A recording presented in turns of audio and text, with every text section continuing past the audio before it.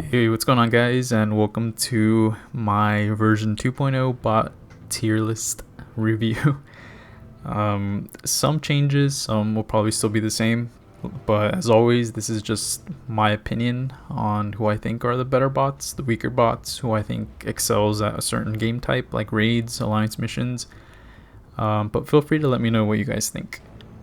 I think I have all the 3 stars, so we're just gonna pull up the 3-star versions of them, and we'll go in order. We'll go from left to right: Scouts, Warrior, Tactician, Brawler, Tech, and Demolition.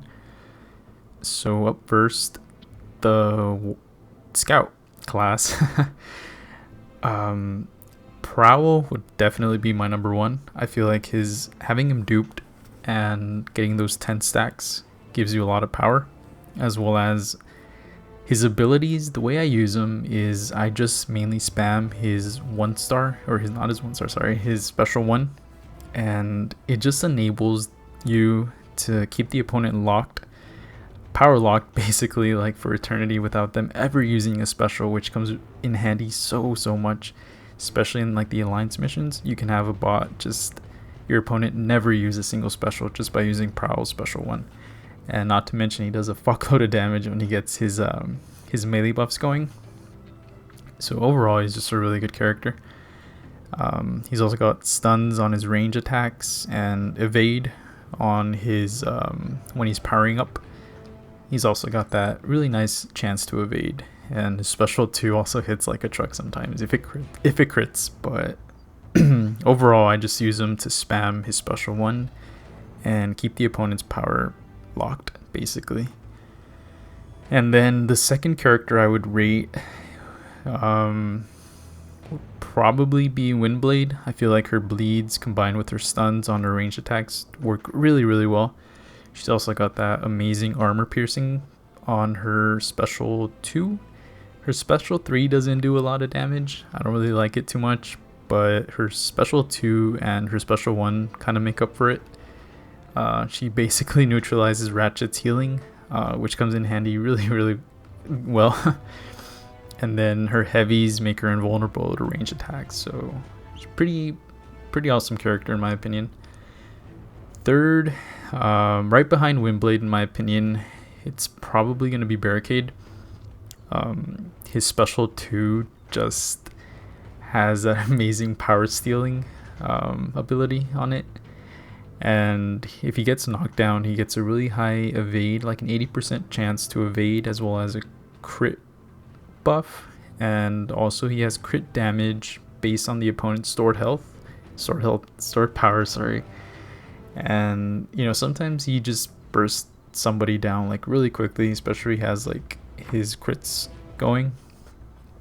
But mainly I just use him for his special 2, as well as his backfire procs on the opponents. They work amazing. Sometimes you can chunk an opponent.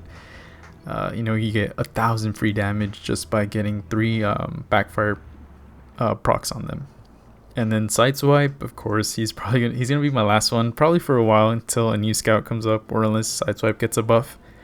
But the only thing Sideswipe has going for him is his crit rate stacks, as well as his evade, and that's basically it. Sometimes he can surprise you with the damage that he can do.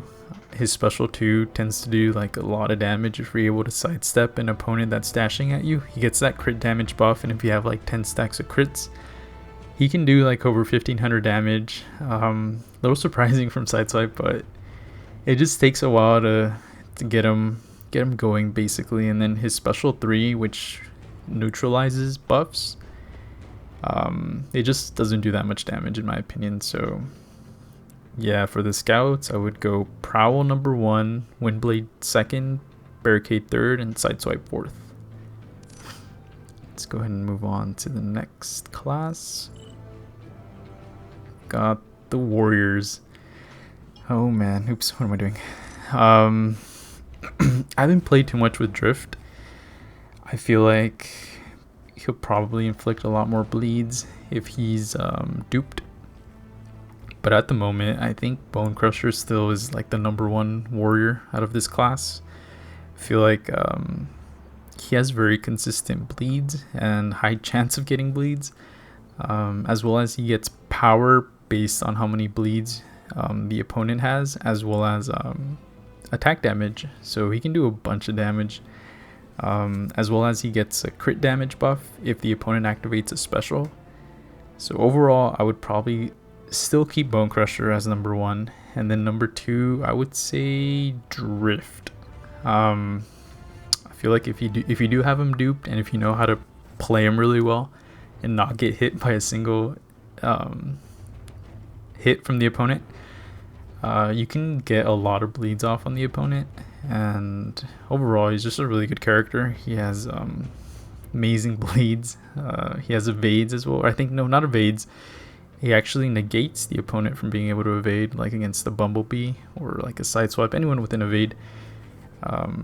He just stacks bleeds really quickly. And next, I would probably say Bludgeon. The thing with characters that have like a bleed chance on crits, it's like you need to have that RNG luck to get a crit, and then you need to have RNG luck again to get a bleed on a crit. So that's where I kind of debate like my rating on some of these characters. That's why I kind of like Bone Crusher a little bit more than everyone else. It's that he has a consistent percentage to get a bleed. It's not like oh, you got to get a crit first and then you have another chance of getting a bleed. So Bludgeon would probably be third. He's got a really nice armor buff as well as bleeds on crits. But overall, I would still rate him above RC. I feel like RC's got like almost not too much damage. I know they recently buffed her. She gets power now on her normal hits and increased power on her crits. But I feel like her special, or not her special, her signature, it rarely activates for me. I don't know how often it activates for you guys. But not so much for me. I know it says it has like a 40-something% chance of getting a precision buff, but honestly, I never get it. I don't know if it's like a lot lower than it's actually described as being, but RC would still be last for me in this warrior class. I feel like she can do some damage when she gets headshots, which is kind of surprising when you're fighting like a high level RC and it's like she lands a headshot on you and it's like, holy shit, there goes a third of my health. But at the moment, most of us, we just have a low level RC, so she'll probably, in my opinion, still remain at the end last. So for this class, I would say Bone Crusher still number 1, Drift second, Bludgeon third, and RC fourth. And then for the tacticians, this is probably going to remain the same as in my last video. OG Optimus, I would still rate him at number 1. He just does a fuckload of damage, especially with those attack buffs that he gets whenever he does a rollout. He has some really strong synergies too. He gets attack. He gets an increased attack rating when paired with Motormaster, Soundwave, Bumblebee, and with Ratchet he also heals if he's paired with Ratchet. So pretty nice character all around. He has amazing armor breaks and bleeds whenever the opponent's armor is broken. So overall, he's just a powerhouse of a character. And then second, I would rate Bumblebee second. He's got really nice evades. He can stack damage buffs as well, and he's got shock damage, which surprisingly does a fuckload of damage. He just takes a while to get ramped up, I guess. You got to do a couple heavies first before you get your attack going. But overall, his evades, he's a nuisance to fight against in raids and the alliance missions. He just evades so much and he does a lot of damage. But he's pretty good overall, well-rounded character. And last but not least, we have Ultra Magnus. He doesn't do too much damage in my opinion. He doesn't get any like melee buffs or damage buffs like the rest, like Optimus or Bumblebee. But what he does have are resistance buffs, which make him a really strong tank, which makes him amazing as a base defender. If you pair him with a harm accelerator, oh man, he will cripple your guys if you don't kill him quickly. Yeah, if he starts spamming his special 1, you just get like 2, 3, 4 permanent bleed stacks on you, and you're basically done for. So you gotta take him out really quickly. But yeah, I would rate Ultra Magnus 3rd just because he doesn't do too much damage, but overall he's alright in my opinion. So it would be OG Optimus number 1, Bumblebee 2nd, and Ultra Magnus 3rd.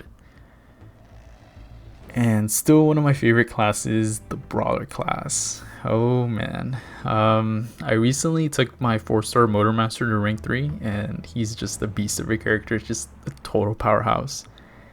I feel like Motormaster does a fuckload of damage, probably a little bit more than MV1. So it's a really hard decision for me to compare Optimus and Motormaster, but I would probably have to say Motormaster number 1 now. I feel like he's just extremely strong. His heavies can inflict 1 of 3 debuffs: an attack debuff, a power gain debuff, or an armor break, and he just starts doing so much damage as he's losing health. And then his special 3 can pretty much one-shot most characters from like half health, so he's pretty crazy. He also has that unstoppable buff, which sometimes works against me, because whenever I'm playing Motormaster, I feel like basically, you know what the ability says, unstoppable, so I just keep going ham, and then I tend to not look at my health too much, and sometimes it ends up costing me a lot of health. But other than that, he's just extremely strong. And every time I fight a Motormaster on Harm Accelerator, they're just a pain to deal with. But I would say Motormaster's number 1, and MV1 literally like right behind him. MV1 still one of my favorite characters. If you guys have trouble on raids, I would say this is your go-to raid killer. Honestly, he can probably solo like an entire player's base. If you guys are having trouble with those Harm Accelerators, MV1 is your best choice to go with. He heals off of having bleed stacks. He can't get more than 1 bleed stack on him, or also gain power. His special 1 does a fuckload of damage the lower his health is, and his signature ability is one of the best, I think, in the game. It just basically enables him for like 6 or 7 seconds not to take any damage at all, and he deals a fuckload of damage. I've seen his special 1 do like over 2,000 damage once he has his signature procced. So overall, he's just an amazing character as well. And then Grindor, he's extremely tanky. He has the armor buff that he gets, as well as he does increase damage based on the opponent's stored power. With Grindor, I mainly just use his special 2 and sometimes his special 3 if I'm not able to use my special 2. But with Grindor, mainly it's just a special 2 that I use. He also has a crit debuff, which overall it's alright. But Grindor as a base defender is awesome. A lot of people have him with the Harm Accelerator, or like me, having him on the Exo filter. And if you check him out on the base, he looks like a fucking badass. Just, I don't know, he just looks totally evil. Big Daddy Grindor. Just kidding. Let's go back in here. So for the Brawler class, I would rate Motormaster first, MV1 right behind him, and then 3rd would be Grindor. Oh man, the tech class. I had a lot of trouble getting these guys like in a good like rating order. I feel like Ratchet, I know I rated Ratchet last in my first video, but if you're able to rank up Ratchet to rank 4 and max forge him, oh my god, he is a beast. He will literally solo entire alliance mission battles by himself. Just him alone, you're able to do like clear like over level 40 maps, over level 50 maps. He's just amazing all around. His healing's really strong. He can do a lot of damage with his special 3. He has power gain as well on his when you're doing your heavy, power gain and heal. Special 2 heals him for a lot the lower your health is, and then his special 1 has a really nice stun chance, and his ranged attacks do shock damage as well. So pretty awesome character. I know now it's like completely flipped from last time. So yeah, Ratchet's definitely number one now, but you do need to rank him up because he's not gonna be amazing until you have him ranked up and forged. And it was a pretty tough choice between Rhinox and Mirage. I feel like depending on how leveled up your Mirage is, I feel like his signature ability is comes into play a lot in terms of like rating him. For me, I would rate Mirage as second just because he's a very unique character still. His special one can do the power burn as well as increased range speed and power, and then his special 2 has that unblockable chance as well as stun chance every 7 attacks, and it also decreases the opponent's attack. Then his special 3, it does a lot of damage as well as it gives you a permanent attack buff which stacks as you evade an opponent's attack. So you just gotta dance around the field after you do your special 3, get a couple of attack buffs going, and then you should be able to use like another special. So overall, Mirage is just really good. He also has that shield buff that kind of negates a lot of like crit damage, so using him against like Ironhide, it really helps, as well as he purifies all the burn debuffs. So I would rate Mirage second, and then Rhinox would be third. I feel like Rhinox is still really strong. His shield buffs are amazing. If the opponent does too much damage to you, he caps the damage and inflicts shock, which is really good. And then he's also got a lot of bleeds that he does. Rhinox just bleeds the opponent to hell. And then his heavy also does a power lock, as well as I think it takes away some of the power from the opponent. So I like spamming Rhinox's heavies, saving up for a special 2, special 3, and slowly but surely Rhinox kills the opponent. And Rhinox with the Strange Refractor works really well, and then Mirage with the Laser Guidance module works really well as well as base defenders. And then I would rate Soundwave last, unfortunately. Let me know what you guys think though.